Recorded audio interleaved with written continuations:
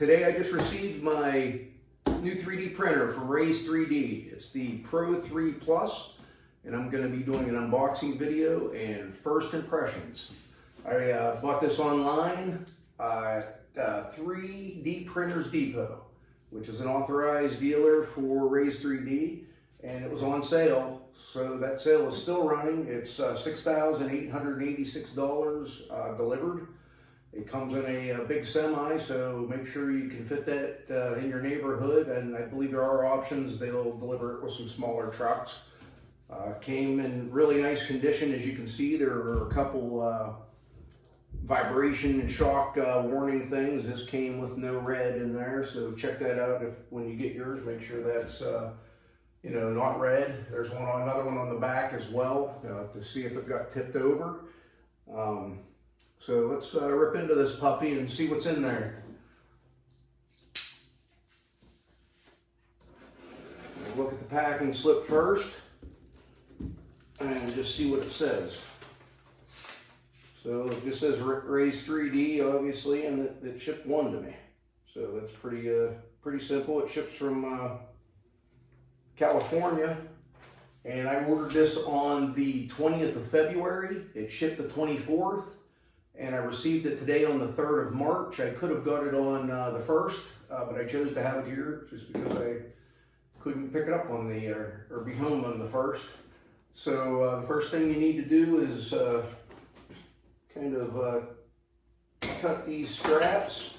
What I add too is the packing is pretty stout. There's a big wood pallet on the bottom and a very thick cardboard box that came in really good condition. There was one small nick on the side that didn't make it all the way through the cardboard. But I don't believe that's going to be a problem at all. So let's get this thing open here. All right. Paper off to the side here. The first thing, there is an unboxing video by RAISE3D online, and it's more informational. It's really not first impressions or anything like that. It tells you exactly how to unpack it, and there's also a barcode you can look at with your phone, and it'll lead you right to the video online. So I watched that probably 3 or 4 times just so I didn't make any mistakes while I was making this video.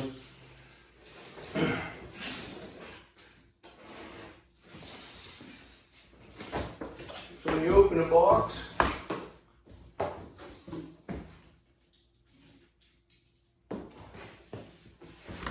first thing you're going to see here is there's like a top tray. Remove some cardboard off there, and in here are your user's manual. There's like a quick start guide. There's a little set of hex wrenches, and then there is also different types of plugs for different countries. Of course, you need to pick the one for yourself, which is right here in the center for United States. And then we can set the other one off to the side. So there's some more packing here.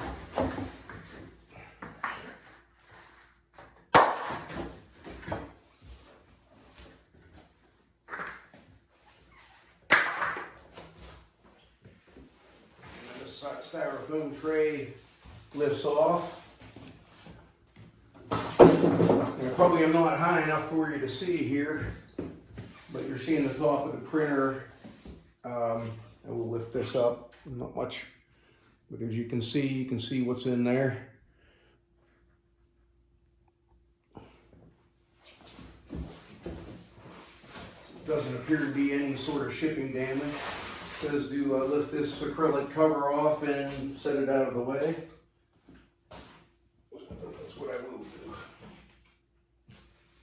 Now we'll note the acrylic cover. I mean, it looks like it'd be easy to break, so be careful with it. It's not real substantial, not real thick acrylic.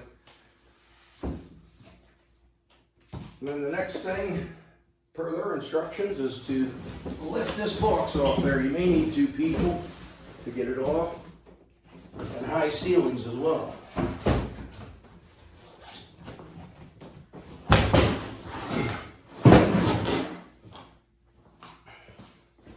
can see it's got some side supports here.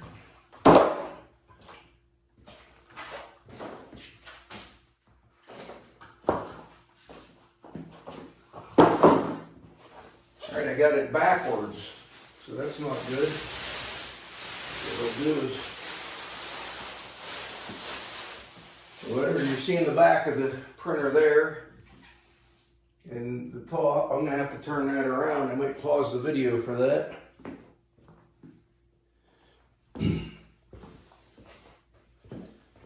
Alright, so I got it turned around, and it was not easy. This thing is very heavy.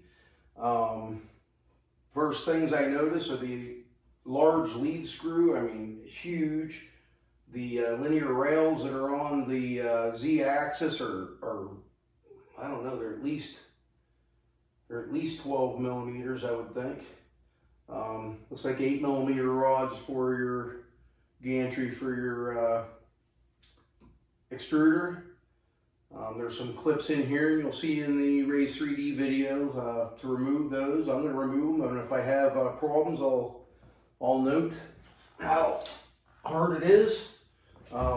This is a plexiglass shell. I mean, it's not real thick plexiglass, as you can hear there.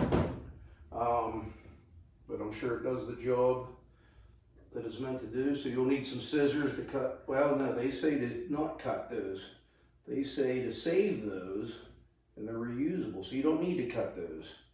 They got a little clip on them to pull them out there, so I'm glad I didn't cut that one. I kind of thought about it after I had the scissors in my hand. So there's 1, 2, 3 that I can see in here, 4. And they say to save these in case you ever have to ship it or you're going to move. I mean, I can't see saving this humongous box, but maybe I will. It did collapse down nice. So I'll put these aside. And then there's some clips that you need to remove. And you slide them down and twist them. And pretty easy to get out. So there's the clips. So they just snap right out. If you twist them, you kind of pull them away from the other ones and give them a twist there.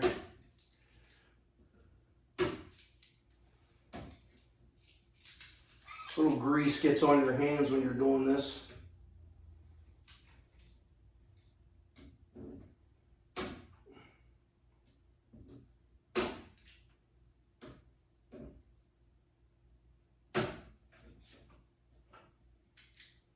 Get that one caught.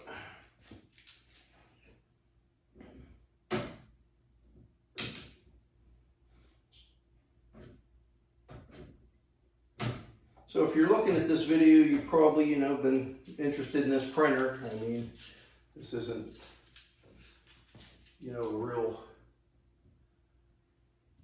common printer that you see, reviews done on, so you must be researching it. So, I mean, the extruders look pretty nice. They're neat looking and heavy duty.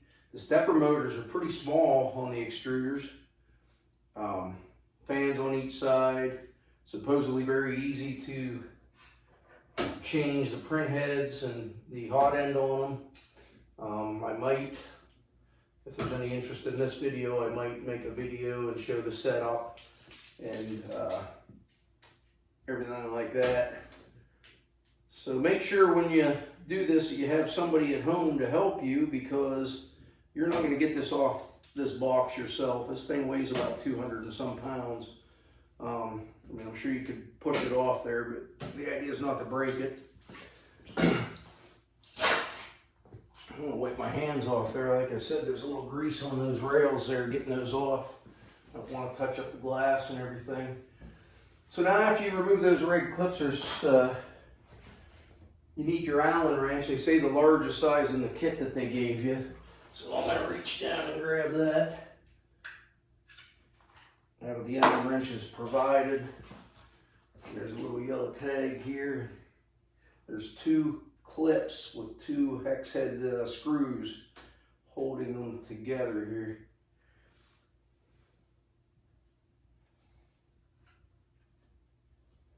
It's hard for me to see how they go together.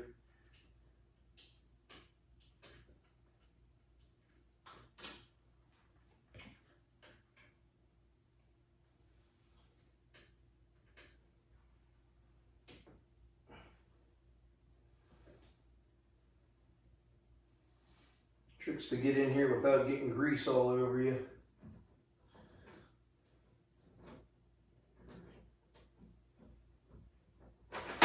Oh, there it is. So it's a 2-part clip. I think they show you that in the video, and it's just a plastic clip to hold the, I guess that's the Z-axis in place. Set that to the side. And I'm not sure if it don't look like I'm going to try to, well, I missed a clip. So there's still one more clip in there. So there, now it moves, and you need to kind of get the extruders out of your way there to get to this other one. Another thing I notice is, you know, one of their selling points is this lightweight ribbon cable. I mean, it's kind of neat. I hope it holds up. A little bit different than the cable chain that you normally see on a printer, or just like some of my cheaper printers, just wires hanging out everywhere. Everything's a fit and finish, and you know, where they got all the wires and everything tucked is really nice on this. I mean, obviously for the price you would expect it to be different than a hobby printer.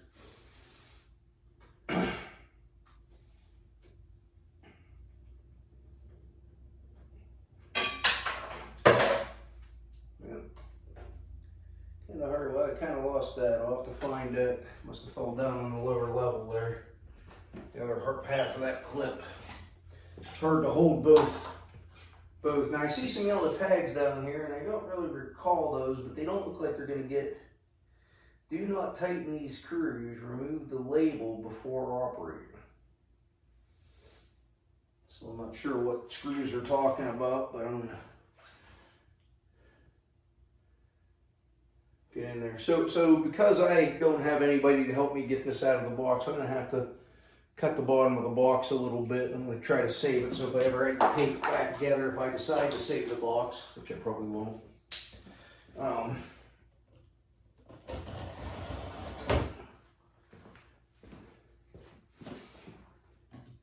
Be careful when you're using your razor blade knife. You always want to not cut towards yourself. I mean, make sure you're out of the line of fire.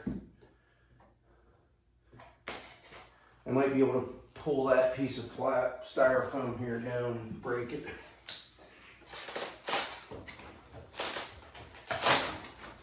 I'm gonna have to get it down a little bit to the door.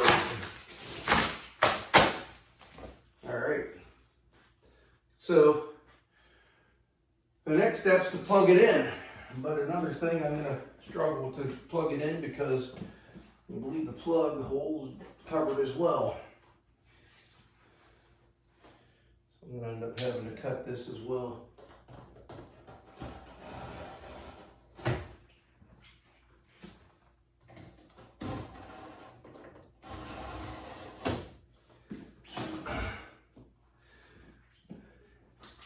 So in the RAISE3D video, they're going to tell you to turn it on at this point so you can raise the Z-axis and get these accessory boxes out from under there. There, we lost the cord. There it is.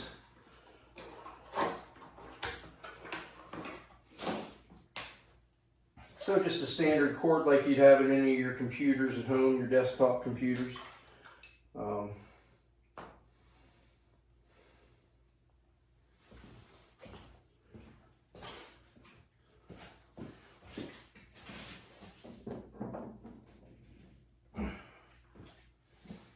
Plug that in. Then there's a switch on the back here. Turn that on. Fires up. Well, it's pretty nice. It's all lit inside there. See, it takes about a minute for the screen to go through its warm-up and the printer to boot up. And then on the screen, which is kind of nice, it goes through and steps through and reminds you to do the things that we just did. Take the clips out, make sure you didn't forget anything, because if you try to move this stuff with a clip in, it could damage a machine, bend a rod or something like that. So let's see how this thing opens here. So it's got pretty good magnets on it. Protective plastic like you find on appliances and things like that. So we got to raise this up out of the way when it's ready. So it's asking me to pick my language. Of course it's English.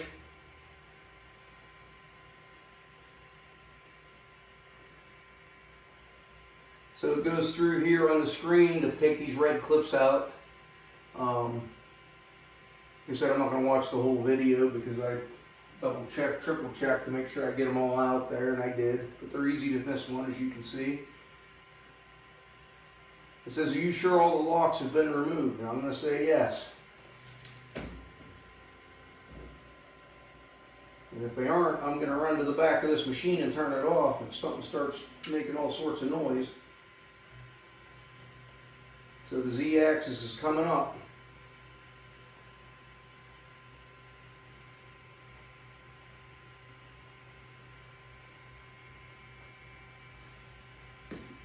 So I've got, this is pretty clear, so I'm going to pull this out of here while I'm waiting. There's some sort of red box here. Looks like filament. It's supposed to come with 2 rolls of filament. I only see one. Doesn't mean there's not another one in this box here, but I don't think there is another one in this box. So I'm not sure where that other roll of filament's at, but I'll look for it here. I might have just missed it, but I don't think I did. Unless there's a smaller roll in here. Let's open this up before I say all that. Oh, man, there it is. So there is. There's another roll of filament in here. So it does come with 2 rolls of filament. And that's probably just to try some of their test prints and things like that. It's PLA, so, you know, if you bought this printer, chances are you probably graduated from PLA and you want to print something a little higher temperature now.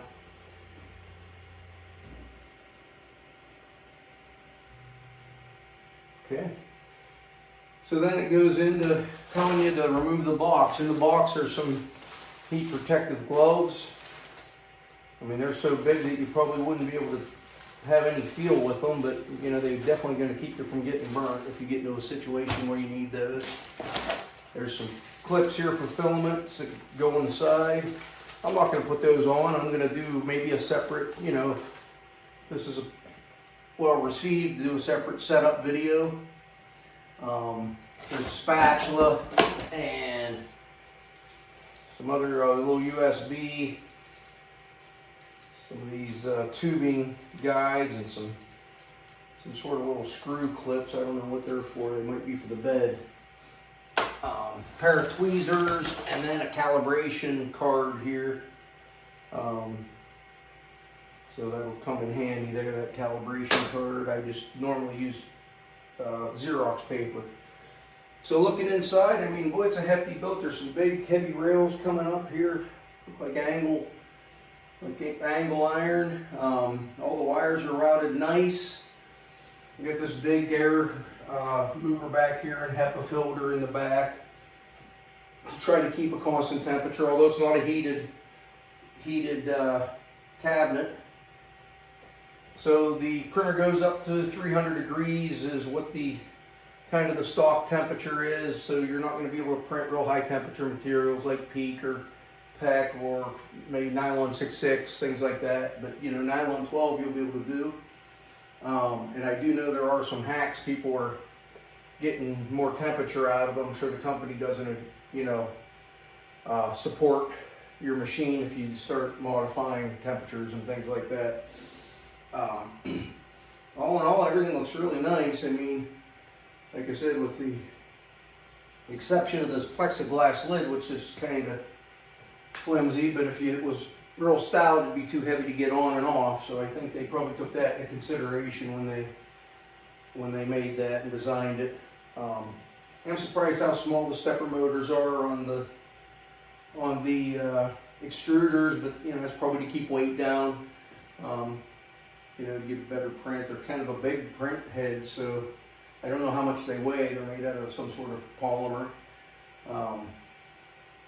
yeah, all in all, I mean, everything looks really nice and stout. I mean, I really like the bearings and the linear bearings, and the lead screws are just humongous. I mean, compared to any of my cheaper printers that I got. Yeah, so I'm going to do a setup video to see if there's any confusing parts that I might be able to clear up some, you know, some confusion on the videos that the company puts out. And they put out excellent videos. I've been watching them. So thanks for watching. Hopefully it was somewhat informative. I'm sure I missed a lot of stuff here, but you know, buy one and you'll see for yourself. Thanks.